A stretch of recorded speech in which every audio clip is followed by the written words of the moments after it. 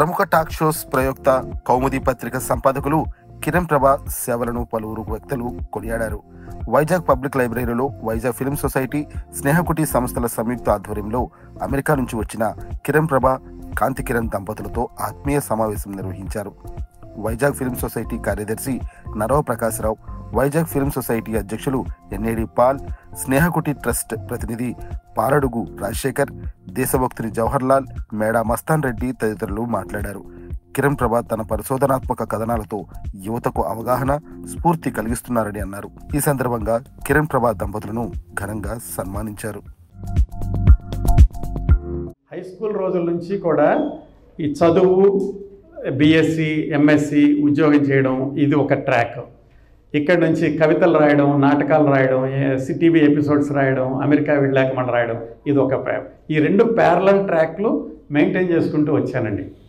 నేను జాబ్ చేసినప్పుడు కూడా పెద్ద పెద్ద పొజిషన్స్లో వైస్ ప్రెసిడెంట్గా చేసినప్పుడు, డైరెక్టర్గా చేసినప్పుడు, డెవలపర్గా చేసినప్పుడు ప్రతి దాంట్లో కూడా దీన్ని ఇలా నడుపుకుంటూ వచ్చానమాట. ఇలా రావడానికి కారణం ఏంటంటే సడన్గా ఉన్నటువంటి రాత్రిపూట రాదండి. చిన్నప్పటి నుంచి కూడా కవిత్వం మీద, సినిమాల మీద ఉన్నటువంటి ఆసక్తి. తర్వాత అనుకోకుండా 2009, 2010లో అక్కడ అమెరికాలో మిత్రుడు ఒక ఆయన రేడియో స్టేషన్ ప్రారంభిస్తూ, మీ వాయిస్ బాగుంటుంది కదండి, మీరు చెప్తే బాగుంటుందంటే ఏదో మాట్లాడటం మొదలుపెట్టాను, పెద్ద స్ట్రక్చర్ ఏమి లేకుండా. అది విన్నవాళ్ళు చాలా బాగుంది అంటే అప్పుడు కొంచెం దాని గురించి చేస్తూ ఒక 2 సంవత్సరాలు పట్టిందండి ఈ స్టేజ్కి రావడానికి. కారణం ఏమిటి అంటే విన్నవాళ్ళు బాగుంది అనడం అన్నమాట. దాని గురించి మరి నేను అలా చేసుకుంటూ వచ్చాను. ఇంకా తర్వాత నేను పులి మీద స్వారీ అయిందనమాట. ఇప్పుడు దిగడానికి లేకుండా 40 ఏళ్ల వయసులో ఎవరు కనపడలేదు. నాకు అందరికీ సాహిత్యంలో అనుభవం. మరి వాళ్ళ పుస్తకాలు రాస్తున్నాం, ఇలాంటి టాక్ షోలు వస్తున్నాయి, సాహిత్యం మీద అన్ని జరుగుతున్నాయి.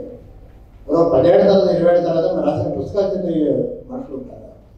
సాహిత్య భవితమే ఏమిటి, రచయితలు, రచన పరిస్థితి ఏమిటి, భవిష్యత్తులు అన్న ఆందోళన చాలా మంది ఒక అనుభవించుడిగా మీ అభిప్రాయం? మంచి ప్రశ్న అండి. నిజానికండి నాకు యూట్యూబ్లో స్టాటిస్టిక్స్ వస్తాయి. యూట్యూబ్ స్టూడియో అని ఉంటుంది మాకు, అదే క్రియేటర్స్కి. దాంట్లో చేసినప్పుడు ఏ కార్యక్రమం ఎంతమంది వింటున్నారో చెప్తారు. మీకు ఆశ్చర్యకరమైనటువంటి విషయం చెప్తానండి. వీరేంద్రనాథ్ గారితో చెప్తే కూడా ఆయన అన్నారు, ఆయన చూపించారు ఇవ్వండి స్టాటిస్టిక్స్ అని. నా కార్యక్రమం వినే దాంట్లో 40 to 55% ఏజ్ బిట్వీన్ 25 and 35 అండి. You have to believe. అయితే ఇక్కడ ఈరోజు ఎందుకు లేరో నేను చెప్పలేను, కానీ 2 సంవత్సరాలకి లాస్ట్ ఇయరేనండి 2023లో హైదరాబాద్లో మీటింగ్ పెట్టినప్పుడు, ఆ మీటింగ్ పెట్టిన కుర్రవాడి వయసు 32 సంవత్సరాలు. అతను నా అభిమాని. వచ్చి సరే ప్రోగ్రాం పెడతానంటే నన్న ఎందుకే, నా ప్రోగ్రాంకి ఎవరు వస్తారు, మాట్లాడేవాళ్ళు ఇంటికి వస్తారు కదా, వద్దులేంటే కాదండి మీకు తెలియదు వస్తారు అని. అతను 25, 30 వస్తారని పెట్టాడు రవీంద్ర భారతిలో. 275 వచ్చారు, ఓవర్ఫ్లో అయింది, తర్వాత వెళ్ళారు. తనే అన్నాడు, ఆ వచ్చిన వాళ్ళల్లో మీరు నమ్మరండి 15 సంవత్సరాల నుంచి 85 సంవత్సరాల వరకు ఉన్నారు. ఆ 15 సంవత్సరాల నుంచి 35, 40 సంవత్సరాల వయసు ఉన్నవాళ్ళు దాదాపుగా 40 నుంచి 50% ఉన్నారు. ఇప్పుడు కూడా నా స్టాటిస్టిక్స్లో చూపిస్తానండి మీకు ఎవరికైనా కావాలంటే. తప్పనిసరిగా వింటున్నారండి. కాకపోతే మీరు అన్నట్లుగా ఏంటంటే చదవడం అనేది సందేహాస్పదమే. చదివే వాళ్ళు ఎంతమంది ఉంటారు అనేది. ఈవెన్ ఇప్పట్లో మన ఏజ్ వాళ్ళు కూడా, అంటే 50, 60 ఏజ్ వాళ్ళు కూడా ఎక్కువగా చదివేటటువంటి పుస్తకం పట్టుకుని చదవడం లేదు. కాకపోతే భవిష్యత్తులో అందరూ అనేది ఏంటంటే ఎప్పుడైనా రిఫరెన్స్ చేయాలి అంటే, ఎవరి గురించైనా చెప్పాలి అంటే కనుక ఇలా ఆడియో రూపంలో ఉంటే వింటారు అని. వింటున్నారండి. ఇప్పటికి కూడా నాకు పిల్లలు ఫోన్ చేసినప్పుడు, పిల్లలు మాట్లాడినప్పుడు, అలాగే వేరే వృత్తుల్లో ఉన్న వాళ్ళు మాట్లాడినప్పుడు, డాక్టర్ గారు ఇందాక మాట్లాడారు, అలాంటప్పుడు నాకు చాలా ఆనందంగా ఉంటుంది. వీళ్ళు నేను వెళ్ళదలుచుకున్న వాళ్ళు అని చెప్పేసి. 8 సంవత్సరాల పాప మలేషియాలో ఉంటుందండి. వాళ్ళ నాన్నగారు ఫోన్ చేసి, మా అమ్మాయి కొన్ని సందేహాలు అడుగుతుందండి, 1000 పడగల్లో చెప్తారా అని. పసిరికి ఇలా ఎందుకు మాట్లాడింది అనుకోలు, ఇలా ఎందుకు మాట్లాడిందని. 8 సంవత్సరాల పాప, మలేషియాలో ఉండే తెలుగు పాప. 1-2 అవ్వచ్చండి, కానీ అలాంటివి చాలా ఉదాహరణలు దొరుకుతూ ఉన్నాయి. మీరు అడిగిన ప్రశ్నకి సమాధానం ఏంటంటే పుస్తకాలు అనేది మాత్రం నాకు కూడా సందేహాస్పదమే, ఎంతమంది ఫ్యూచర్ జనరేషన్స్ అవుతారనేది. కానీ ఆడియోలు మాత్రం ఉంటాయి అనుకుంటున్నాను. నేను చెప్పే వాటిల్లో ఆయన అడిగింది ఏంటంటే లోపాలు ఉన్నప్పుడు మీరు చెప్తారా, దాన్ని ఎలాగ డీల్ చేస్తారో అనేది. లోపాలు అనేది దాయనండి. నేను ఎప్పుడు కూడా డాక్యుమెంట్ అయి ఉంటే చెప్తాను. చలంగారు స్త్రీలోలుడు ఆయనే చెప్పుకున్నారు. ఆయన చెప్పుకున్నదని నేను చెప్పడం లేదు కదా.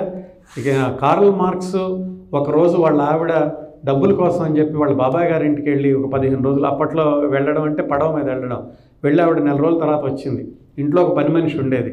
ఆ తర్వాత కొన్ని రోజులకు పని మనిషికి అబ్బాయి పుట్టాడు. ఆ అబ్బాయి అచ్చం కార్ల్ మార్క్స్లో ఉంటాడు.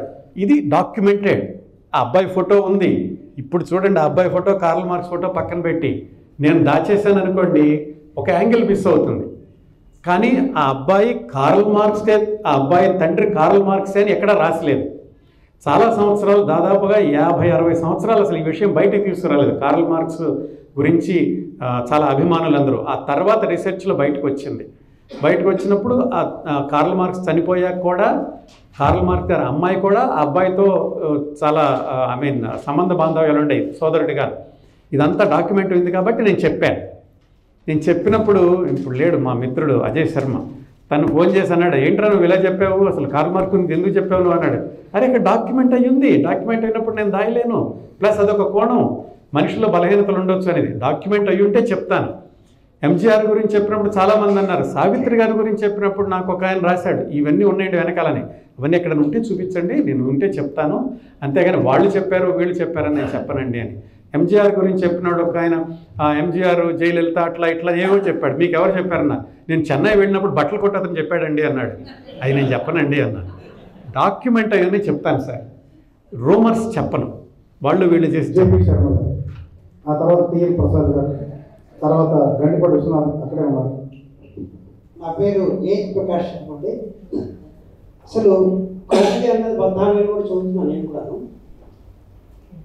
అంతర్జాలంలో తెలుగులో ఒక మాసపత్రిక కౌముది అనేది రావడం అనేది మొట్టమొదటి పత్రిక అనుకుంటాను. లేదు, మొదటిది కాదండి, అంతకుముందు కూడా 2-3 ఉన్నాయండి. ఇప్పుడు ఉన్నాయండి, ఇప్పుడు కూడా ఉన్నాయండి. ఈ మాట అని అది కౌముది కంటే ముందు వచ్చింది. అయితే అసలు కౌముది పత్రిక పెట్టాలనే ఒక ఆలోచన మీకు ఎట్లా కలిగింది? కాబట్టి అంటే మీరు ఎక్కడ అమెరికాలో ఉన్నారు, ఆ ఇంటర్నెట్ అట్లాంటివి వచ్చినవన్నీ కూడా 2010 ఆ టైంలో నాలాంటి వాడికి అయితే 2010లో నేను అసలు ఇంటర్నెట్ అన్నది తెలుసుకున్న తర్వాత ఎవరో నాకు పత్రిక చెప్పిన తర్వాత పత్రిక చూసిన తర్వాత కథలు నాకు పడ్డాయి కూడా. దాంట్లో మీ స్ఫూర్తితో మేము కూడా ఒక పత్రిక స్టార్ట్ చేస్తాం. కళామంజరి అనే ఒక అంతర్జాల పత్రిక 5 ఏళ్ళ బట్టి నడుపుతున్నాము. State bank of India retire అయిన ఎంప్లాయీస్ ఎవరైతే రిటైర్ అయిన అందరూ ఉన్నామో, వేరియస్ సిటీస్ ఫ్రమ్ ఆంధ్రప్రదేశ్లో ఉన్న వాళ్ళందరూ కలిసి నడుపుతున్నాం విజయ స్ఫూర్తి. అయితే అసలు ఈ ఐడియా ఎలా వచ్చింది అన్నదే నా ప్రశ్న.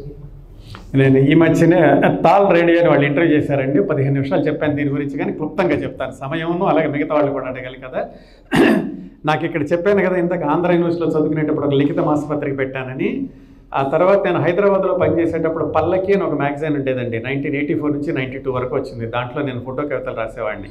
ఆ పల్లకికి ఎక్కువగా వెళుతుండేవాడిని అనమాట, పర్సనల్ ఫ్రెండ్స్ వాళ్ళందరూను. అప్పుడు నాకు పత్రికా నిర్వహణ మీద ఒక అవగాహన వచ్చింది, పత్రిక అంటే ఎలా నడుపుతారు ఏంటి అనేది. ఎప్పటి నుంచో ఉండేది ఇలా చేస్తే బాగుంటుంది అని.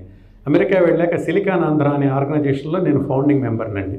దాంట్లో అది సాహితీ సాంస్కృతిక సంప్రదాయ స్ఫూర్తి, ఆ సాహితీ స్ఫూర్తి అన్న దాంట్లో ఏదైనా చేద్దాము అని నేను ప్రెసిడెంట్ కూచిభట్ల ఆనంద్ గారిని మేమిద్దరం కూర్చొని ఏం చేద్దామంటే కనుక ఇలా ఆన్లైన్ మ్యాగజైన్ పెడితే బాగుంటుంది. అప్పట్లో ఇంటర్నెట్ అభివృద్ధి చెందుతుంది. 2003లోనండి, 2004 జనవరిలో అట్లా సిలికాన్ ఆంధ్ర తరఫున సుజన రంజని అనే మ్యాగజైన్ మొదలుపెట్టాం. మ్యాగజైన్ మొదలుపెట్టడం అంటే ఏంటి, ఎలా ఉండాలి, దానికి ఎప్పటి నుంచో పునాదులు ఉన్నాయి, ఒక అవగాహన ఉంది కాబట్టి మొదలుపెట్టాను. 3 సంవత్సరాలు అది నడిపాక అది సంస్థాగతమైన పత్రిక, కొన్ని లిమిటేషన్స్ ఉంటాయి. ఆ సంస్థాగతమైనటువంటి వాళ్ళ ఆశయాలు వాటిని దాటి బయటికి రాకూడదు. ఇట్లాగంటే కూడా మనం విడిగా చేస్తే కనుక స్వేచ్ఛ ఎక్కువ ఉంటుంది అని 2007 జనవరిలో కౌముది అనేది మొదలు పెట్టడం ప్రారంభమైంది. దాని వెనకాల ఇంత పునాది, ఇంత కథ ఉందండి.